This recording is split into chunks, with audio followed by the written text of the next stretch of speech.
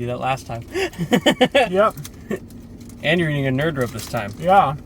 Speaking of nerds, we just went to Epic Gamer Troll Fam, the movie. Fortnite montage. Big Chungus. We just saw the movie. Yeah. We went to an early screening of Ryan Reynolds and Sean Levy, who's the director of the movie. His new movie, Free Guy, which has been getting a lot of ads since around early 2020. I've been seeing them everywhere. I've seen them for about 18 months. And finally, thank God it's coming out. It's kind of like the weirdest thing about the pandemic when it comes to the movies that now I think about is like every movie you've seen that ad for like fucking 2 years now, and you're just like, I'm tired of this ad. That's why everyone's not hyped for these movies when they come out. Everyone's like, well, I was hyped, but it's been 2 years. Mm-hmm. Like, I was looking forward to the new James Bond, No Time to Die. Not anymore, really. I was looking forward to Meet the Box too, but the pandemic, you know. Yeah, that really screwed it up. It wasn't the fact that movie's 4.5 years in fucking being shelved. So Free Guy is the brand new Ryan Reynolds movie, directed by Sean Levy, director of Real Steel, and he's worked on Stranger Things a lot. He's director for a few of those episodes. Mm-hmm. Every season he does a few. And it's about this world of Free City, which is basically the style and look of Fortnite mixed with what you would do in a game like GTA. It's like, it's not violent. It's like PG-13 GTA, if that game wasn't sex and blood everywhere. And it was just like the Fortnite type visual effects. Uh-huh. And there's this non-playable character named Guy. Simple name Guy, which I think is really funny.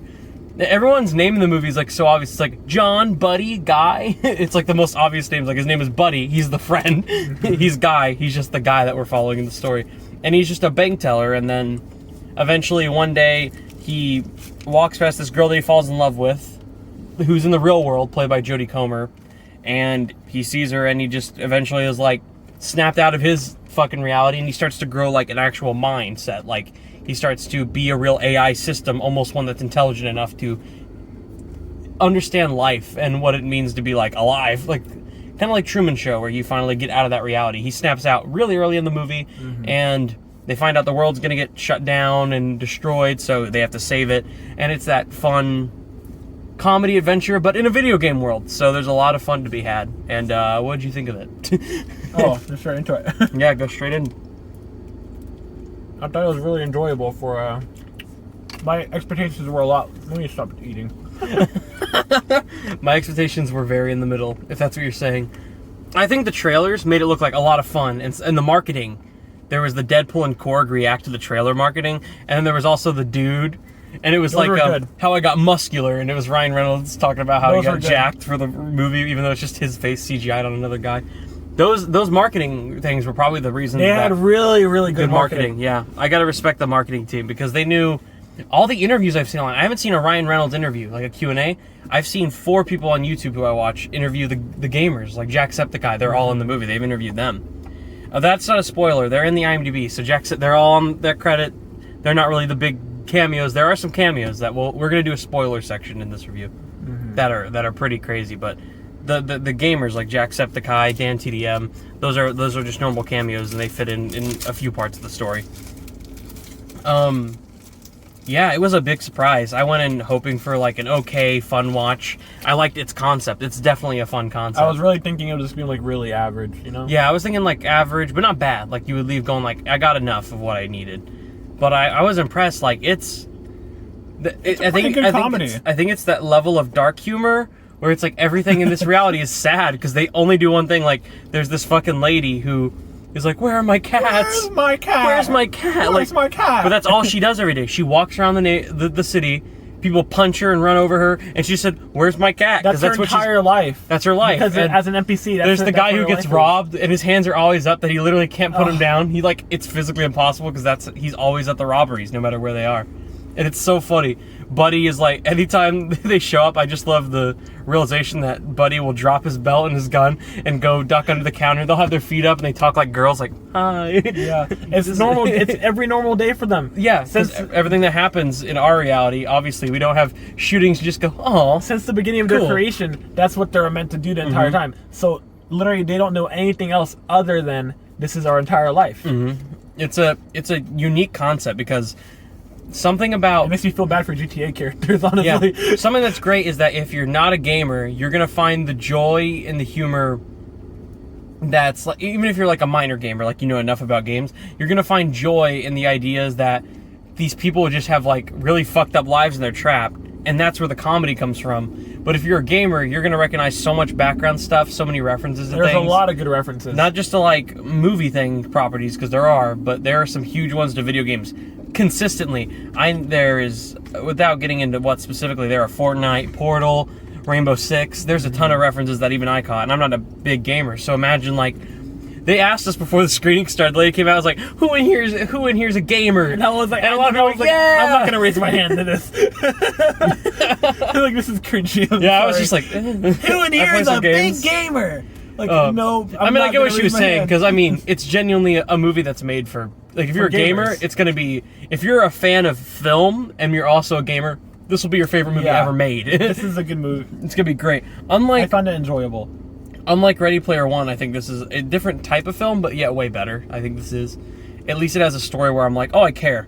It's not just Ready Player One where it's like fixated on Ready Player One, nostalgia. If the AI had self-realization. Yeah, that's so funny. That's what it is. Well, there's no AI in that game because it's just real people world. And there's like concepts of AI, but there's no like actual AI. Mm-hmm. The great part about this is that they all have like a conscience. But it's just so funny. Like, as stuff starts to break down, and it happens quick. I thought it was going to be like 30 minutes into the movie he would start figuring it out. No, within like 5 minutes, he's already discovering a real reality, like within him, like a life that he can have outside this world. And the funniest part is when he breaks reality, all the other NPCs are just like, what the fuck? What is happening? What is he saying? That's not what he normally says. And they all start... Can I spoil what, like, his... No, we'll get to the reactions. Okay. But it's just so funny. And what do you think of we know Ryan Reynolds, without spoilers, he plays Ryan Reynolds. He plays it's him, but not a dickhead. It's not Deadpool. It's not his Hitman's bodyguard character. It's a different character. It's his happy PG-13 go lucky character. It's that every character he plays, but like happy and joyful because that's what he's meant to be. Imagine Jim Carrey in the first 40 minutes of Truman Show meets Ryan Reynolds Deadpool. That's what you get. Mm-hmm. Pretty much that's what you're paying for. What did you think of like the side cast, like everyone else besides Ryan Reynolds, like the main 3 or 4 characters? I think they needed a bit more character development, honestly. A few of them did. Besides the people that were outside in the real world, or real world. Yeah, it is real world. It is the real world. That's what they want us to think. We're the NPCs here. No, but there's more to that world our than world, NPCs in that world. Their character development was really good, but from the other characters in the actual video game, they were just a bit. I wasn't worried about them. I think it's because they're not meant to be the lead. I meant like Jodie Comer and Joe Keery, the coders, and I thought they did really good. Taika Waititi as the villain. And I'll tell you, okay, I liked the coders. They kind of developed they're like the real story. Yeah. Believe it or not, Ryan Reynolds is like your face. He probably has the most screen time. The main character to me is Jodie Comer, the girl. Yeah. She's great in Killing Eve, a great show everyone should watch. Where she's like a Russian story. spy. I thought the story was really well done because you think it's just gonna be like your simple like, oh, he's just realizing he's like a video game character and he's gonna like break the game and stuff. Yeah, it's gonna be like a jokey joke movie until the end. There's like a whole backstory behind this thing, and there's a reason. There's a hidden message within the film itself that I found really interesting. I like how it's not just like, oh, shenanigans, he's broken the code. It's not he didn't break the code. It's just cause 4. Yeah, it's not like he broke the code. What the reality, without getting into spoilers, what the reality is like there's a backstory to why he's alive and why he's having a conscience suddenly. Yeah. Why everyone in there is like, it feels like I could do more with it. Like they're all thinking something as they go. Mm-hmm. And it's such a small development. It's kind of like actual babies learning how to grow as a person. Yeah. Like it's almost like as they're growing like every like a year within a day. Eventually, especially for Ryan Reynolds' character, because he's the AI who snaps out of it, unlike all the other AIs who eventually, in the trailers you see some of the AI like all team up. So it's kind of like they're all going to snap out. Can we talk more about the comedy in this film? I loved it so much. There's like a 20-minute period when we explore the real world a bit more. There's a few jokes funny there. Mm-hmm. But man, when it's in the gaming world, there's so many background jokes you can't even count them. It's so fucking funny. It's a really good comedy. I found myself paying attention more to the background than anything in this film a lot because I just found it really funny how they pay attention. There's a lot of details in the actual shots. Also so can I say about the gaming moments where like the game people Let's not spoil the gamers in it. No, No, I don't want to say who it is, but like Are you during talking live about- streams. Yeah, live streams. We already said who they are. so- I said Jacksepticeye was in it. Oh, You're good to go. Yeah, so like during his live streams or like other people's live streams, in the background I was looking at the comments, and the comments were just funny because like there's a lot of unders. Like, There's some really funny ones. I found some really like they hidden a bunch of like funny jokes in there too. Yeah. You know. One of them, Pokimane, was like, "You're hot, hey queen." I was like, I've actually seen those on Pokimane a lot. I see a lot of "Hey Queen," with and it specifically has the rainbow heart for her. They really nailed it with they go into detail. The modern gaming world. Yeah, they don't get anything wrong. Like they get how now while the live streaming from like Jacksepticeye and them, that feels like dialogue they were given. I don't think they would legitimately say it the way they do. They do. Jacksepticeye maybe. Maybe it sounds pretty legit. But I would say, really. yeah. When anyone else comes in, like Dan TDM, it'll be like, "Oh my god, I've never seen people break reality like this. This is crazy." He actually says that at Pokimane whenever when Pokimane talks to Anton the villain. Antoine is played by Taika Waititi, famous for Jojo Rabbit as Hitler. Antoine, fix it immediately, please. Yeah, please fix the game. These people need their reality back. When that happened, I was like, "Ew, you can't act," but it's like it fits the moment of the movie because it's so short. Yeah. Seeing Alex Trebek from Jeopardy made me. Everyone in the audience genuinely. You heard it. You heard like, "Oh." I'm like, "Oh, it's Alex Trebek." Yeah, it was a very cool thing. These are all like cameos that are on IMDb and already in the trailers. So like, but it's cool to see them. My biggest complaint with the film, before we get into spoilers, I'm just gonna get through my complaints and get to our ratings. But my biggest complaints happen a lot in the third act. A lot of reality is broken, and sometimes you have to like, and not in the way that it's supposed to in the movie.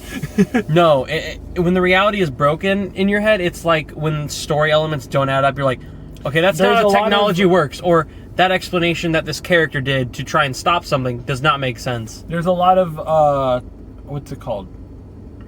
Broken. It's just they break a lot of rules in their own world. What is it called? I can't remember the term. Well, like consistent. It's not as consistent. It's not consistency with their own world, but that's okay because it's fun. Because when you're watching, you're having a lot of fun. You don't really try and think about it. Yeah. But once you even start to like give a penalty or think about the movie, immediately your head's like, why the fuck didn't this guy just do that? Or why? How is that even working? So near the ending, the world starts to get destroyed. It's in the trailer. And the explanation of how the world gets destroyed, how the world works, how AI works there, it doesn't necessarily add up, but you try and avoid it. But for me, it got annoying. Yeah. And my other big complaint is Ryan Reynolds, they kind of admit it near the end that he's not the main character. Really. Like, he's just an algorithm in the game, but he's just a smart AI that they've created, like the coders, Joe Keery and Jodie Comer. And instead of developing an emotional moment for Ryan Reynolds, they develop it for Jodie Comer and Joe Keery, which I wasn't expecting. Like I knew that was eventually going to happen, but it was just like out of left field that it made the ending not feel anticlimactic, but it made me go like, it didn't feel as grand as when like you have that happy ending. I was like, okay, that was sweet. It worked enough. But every moment before those like the last 20 minutes have some great moments. There's some really funny jokes that we'll get into in the spoiler discussion and surprises that happen that the audience fucking clapped and cheered like you were at goddamn Endgame. Yeah, I know. And there's two scenes where there was about Endgame level applause. Two scenes specifically where everyone was just like, yeah, holy shit. I was like, but it's because it's like it actually felt, you know when you're excited for a Marvel movie? It's exciting. And a really cool scene in a Marvel movie happens and then the whole audience cheers. That didn't happen to Black Widow, and I saw it 3 times in theaters, and that never happened. And I don't think that's going to happen for a few movies. It happened here, which I have to pay respect. That excitement's always fun when you get a movie like that. But yeah, even with the fun moments near the end, I do think its story, and it loses consistency, it breaks some rules in its own terms. I don't think that helps the movie. And all that mostly comes, not because the character's fault, but a lot of that rule explanation is broken because of Taika Waititi and the, I can never pronounce the guy's name. He's the guy from Pitch Perfect, Blind Spotting. Yeah, him. The other character. Whatever they do between those two, every time they have an explanation for something, or they try and destroy the world or reboot it or explain something that could stop Guy. Every explanation, I'm like, that doesn't make sense at all. It's like they just use it just for that moment to get right to there. a next point. And then afterwards, you just completely trash it. Mm-hmm. It's like, okay, we got this through to get to this next point of the plot. Now let's throw it away and just forget about it for the next scene that you actually need it. Mm-hmm. It just doesn't feel... It You're feels still like wearing your wristband for the thing. yeah, I got my wristband still. I'll take it off when I get home, but I like wearing it as a memory for. And now you guys get proof we're not fucking with you. We got wristbands. Oh, and we did spoil some of the movie already, though, so I guess it a wee bit. I wouldn't say those are real Now spoilers. you sound like Jacksepticeye. Top of the morning. No, A wee bit. I read online on IMDb he's supposed to be Q*bert, so I don't know if that got changed or something happened. I don't know. Whatever that was, it said Jacksepticeye was as Q*bert like Q*bert everywhere. was in a movie? No, it's just that's what he was labeled as on IMDb. Oh. He was labeled as that everywhere. Anyway, and YouTuber show. I saw a YouTuber there. Jacob doesn't recognize him because I know you don't watch movie-based YouTubers. 3C Films. That was really cool. I didn't talk to him or anything, but I saw him from the distance. I'm like, pretty sure that's 3C Films. Yeah, you're. But I wasn't sure. And then after the movie ended, I was like, that was definitely him. I probably should have said Yeah, hi. and then you saw another person that was saying hi to them. Saying hi to them. In the picture? Yeah. Oh, cool. Good. It was cool just to see him there. I don't want to bother people at all. Unless it's like the fucking Rock, you're gonna go walk up to the Rock.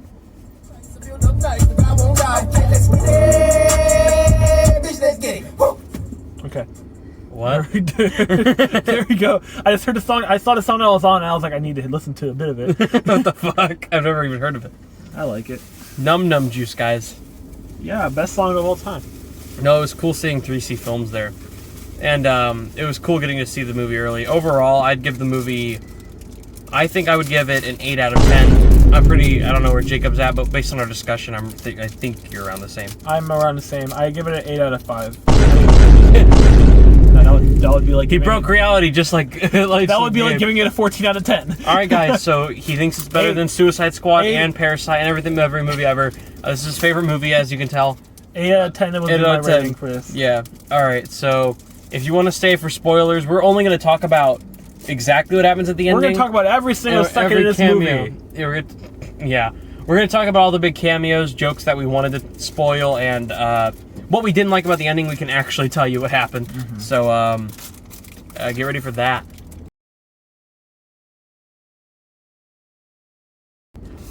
Spoilers! Okay. Spoilers!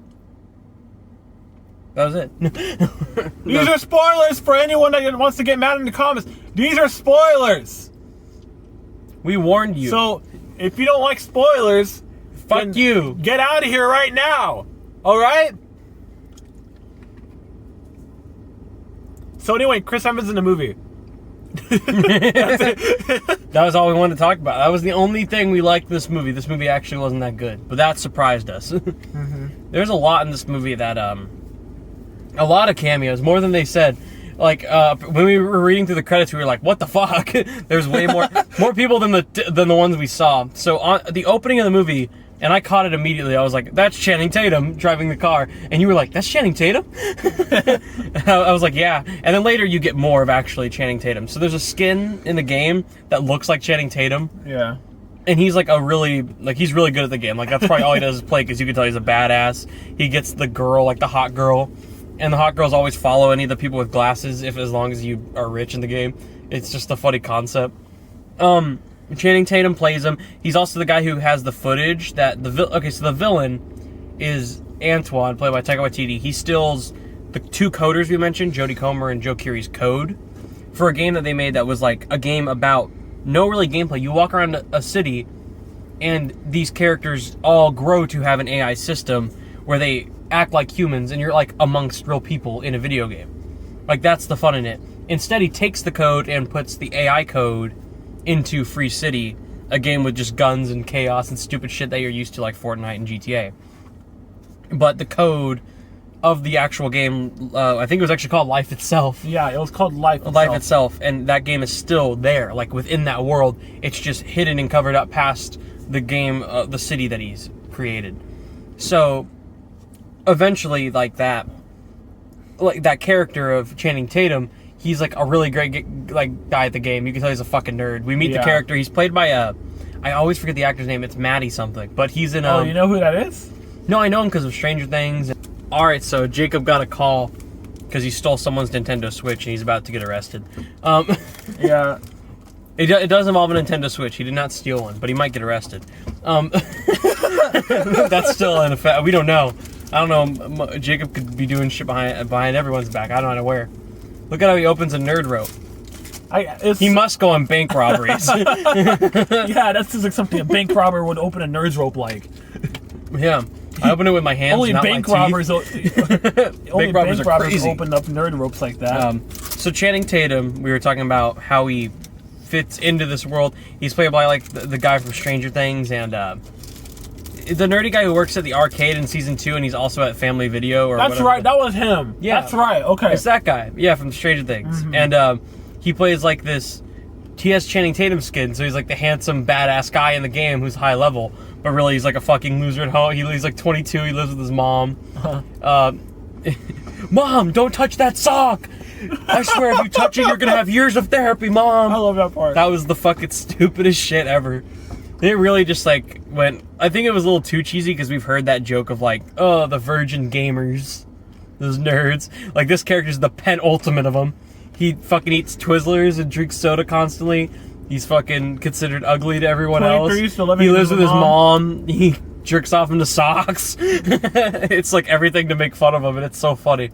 Because in Channing Tatum's acting it out, Channing Tatum's like, yo, you're the blue shirt guy. Oh, I am such a big fan. He did pretty good, though. Channing Tatum was really fun. Channing Tatum's grown as an actor, like, every time I see him.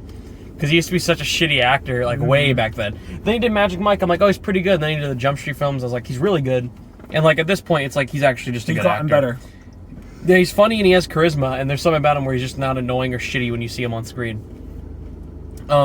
Yeah, that's a great cameo. It's actually more of a role. It's like a 4 or 5 minute, like little. He has like I think few the problem bits. is with his record though is the fact that like all the 40-year-old moms are just gonna freak out when they see him. Oh yeah, that's all why. And then they're gonna find out it's a nerd behind the computer and be like, "Fuck!"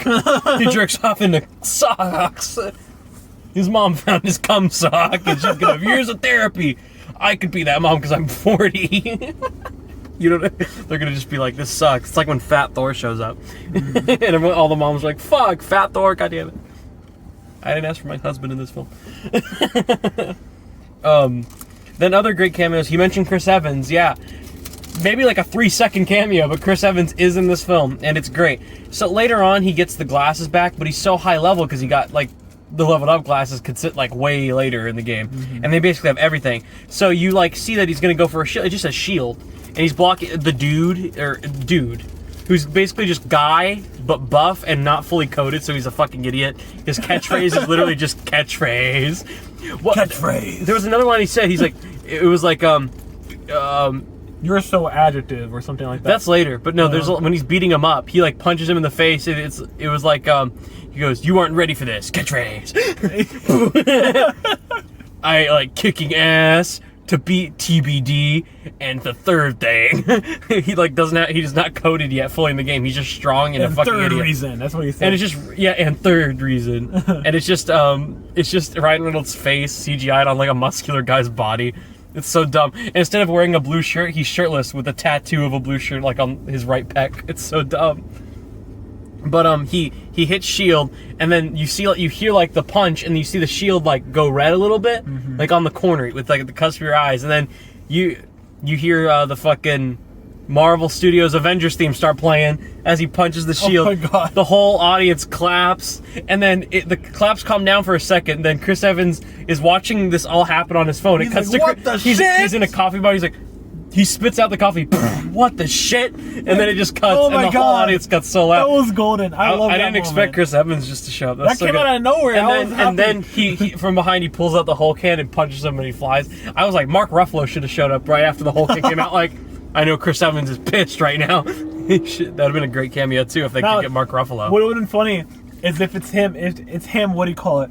Spitting out, right? Mm-hmm. Like not Mark Ruffalo, Chris Evans spits out this thing, spits out his drink, says "Holy shit," and at that, what do you call it? it punches. He does a Hulk punch, and then like what do you call it? It's like it cuts to a scene of Chris Evans showing him the live stream of Mark Ruffalo, the live stream. And after Mark Ruffalo spits What out, the shit? What the shit? Like, that would have been great. It was great just to hear the Avengers theme, and that lets you know, like, hey, Fox and Marvel, they're working together. Yeah. They would have never been able to use that theme until now, and that also proves that would've been amazing. Deadpool's definitely showing up in the MCU within at least 2 years. I would not be surprised. Yeah. With that being said, more cameos on top of that. Yeah, they're working on it, but they haven't gotten fully into it. Well, no. Dwayne "The Rock" Johnson's in it.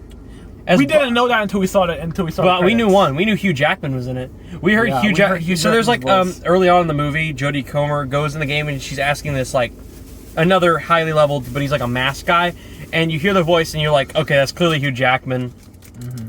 There's no funny joke with him. She just kills him and then takes like where she needs to go to find the video. Because the video Channing Tatum has is of their game, Life Itself. And they know that if he has that video, the way that they can get the code and prove that what Taika Waititi's doing is he stole their code and they could sue him or get like rights back to their game and they can have their game out. The video's at Channing Tatum's place, and that's what the hacker guy gives her. And the hacker's played by Hugh Jackman. We didn't hear these cameos. These three weren't noticeable enough, but robber number 2 said it was Dwayne "The Rock" Johnson. I didn't see who Tina Fey was playing or John Krasinski, but they were also credited in the credits. Like, they were there in the credits. So once I go back and see it a second time, I'm going to be listening to every fucking voice I hear very closely, just so I can know who they are. And I'll be really happy once I do. But that's cool to have, like, a lot of cameos. In a fun way that's not, like, forceful. Like, you didn't even notice some of them. I guarantee you, 100%, not a single person in that theater caught Tina Fey. Not even by luck. Like, I would have never noticed who or where she was. Them. I thought it was just or maybe John like Krasinski. actors. Like, where the fuck was John Krasinski? It was cool seeing Chris Evans in the real world and a lot of other smaller people that you might have seen from stuff at moments. Chris Evans is literally played by himself. That's the best part. Yeah, Channing Tatum is not played by Channing Tatum. Oh, he's played by Channing Tatum, but he's not Channing Tatum. I thought that was funny. It's a lot of great stuff. So the big complaints we had about the ending is like there's a lot of elements where the world's getting destroyed. He reboots the world, and that gets rid of everyone's code in the game, and all the AIs restart and forget everything.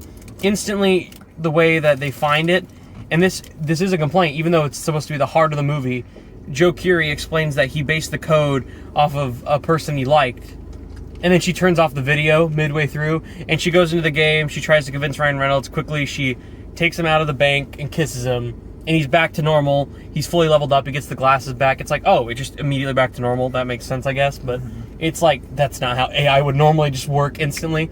Even if you did have it coded, if everything was deleted from them, the AI code would not immediately reinstate everything it knew from, like, her. But eventually later we learn the rest of the video. He goes, I based the code off you, the person that I loved. I've always liked you. And then she falls in love with Joe Keery because Ryan Reynolds, while he's hot, he's just an algorithm in the game. The real guy is Joe Keery. And I'm like, that element's good, but it feels anticlimactic to the whole movie we watched. And also breaks the rules of the world. And if that's not enough, another thing that breaks the rules of the world is Taika Waititi's character. All the shit they do, it's so unbelievable. Like, it's not stupid sometimes. They were restarting the world, they said, and then everything just starts crushing in. But then suddenly Joe Keery can just code a ramp in. It's like, what? Like but you're restarting it all. How is he doing that within the game?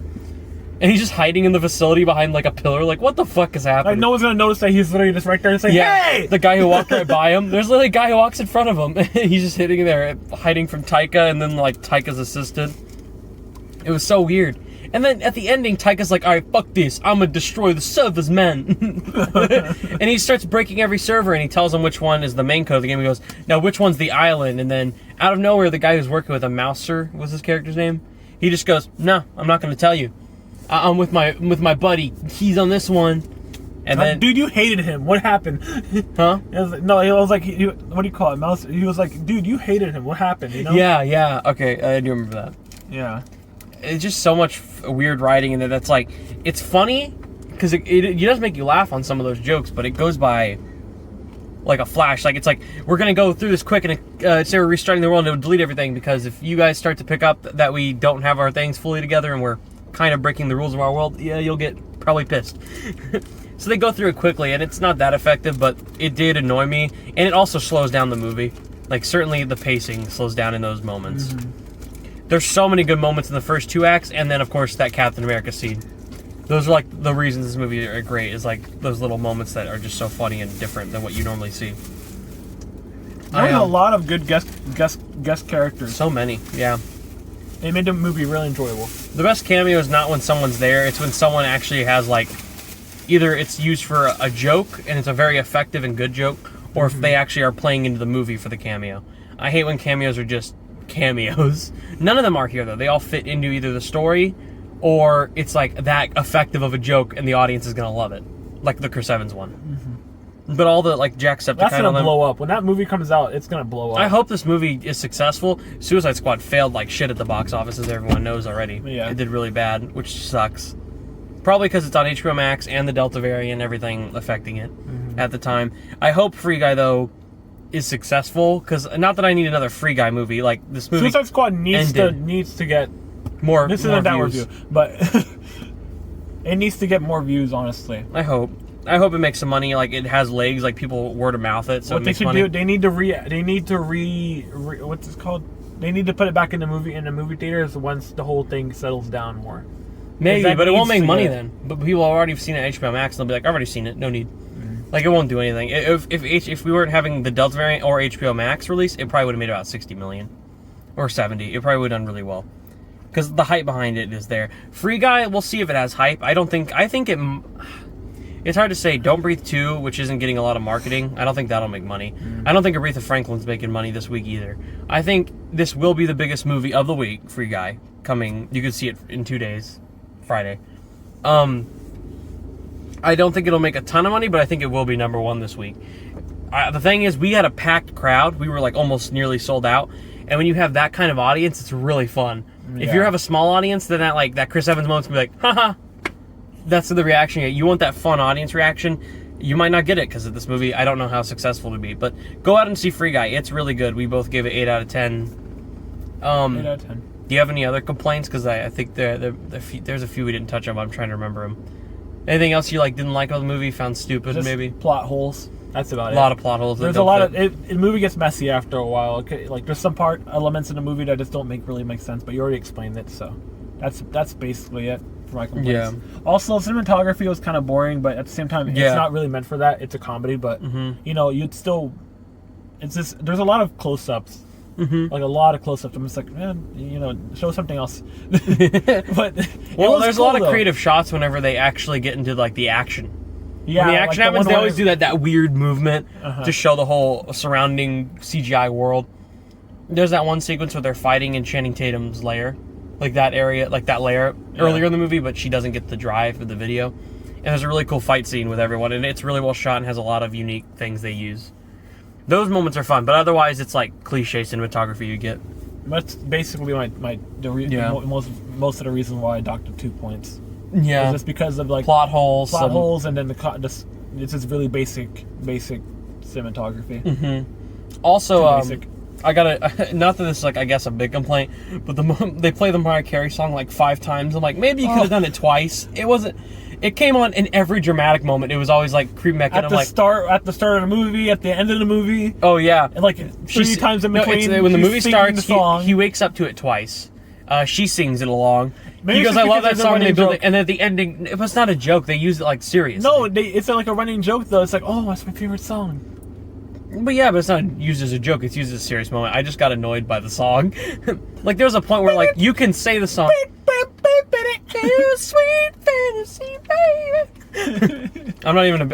Maybe it's because I hate Mariah Carey. That could be the big thing. I find her obnoxious as fuck. Regardless, go see Free Guy. If you haven't seen the Suicide Squad, see that. Then see Free Guy. But I really can't wait to watch this with like my parents and more friends. As it can get, honestly. Yeah. Honestly, I wouldn't be surprised if this somehow made more money because you can't watch it at home. This actually has the benefit if you have to see it in a theater.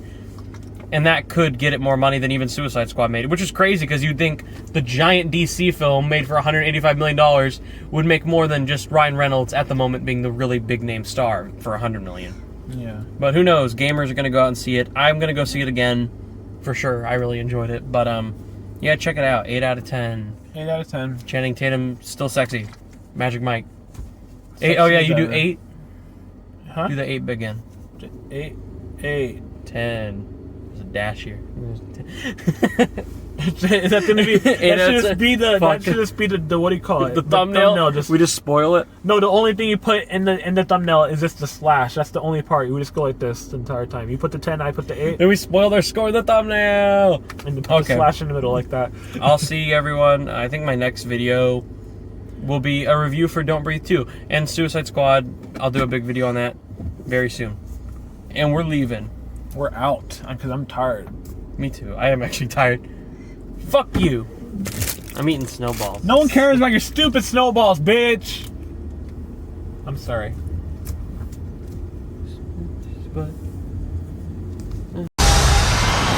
Nope.